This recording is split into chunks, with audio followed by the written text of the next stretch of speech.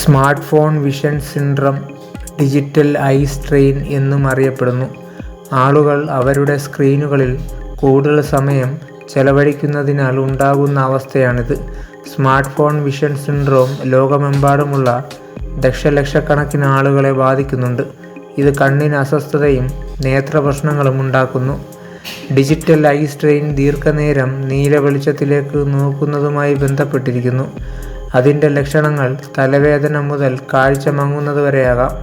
Smart ഫോണുകൾ പുറപ്പെടുവിക്കുന്ന നീല വെളിച്ചവും കൺചിമ്മുന്നത് കുറയ്ക്കുന്നതും ഈ പ്രശ്നത്തിന് കാരണമാകുന്നു.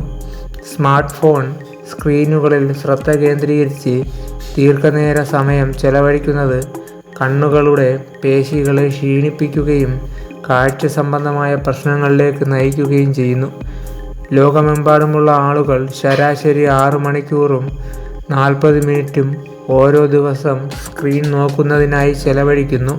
കണ്ണിൻ്റെ ക്ഷീണം, കണ്ണിൻ്റെ ബുദ്ധിമുട്ട്, വരണ്ടതോ അസ്വസ്ഥതയുള്ളതോ ആയ കണ്ണുകൾ, മങ്ങിയ കാഴ്ച, തലവേദന, കൃത്യമല്ലാത്ത ഉറക്കരീതികൾ, കഴുത്തിലും തോളിലും വേദന എന്നിവയൊക്കെയാണ് ഇതിൻ്റെ ലക്ഷണങ്ങൾ.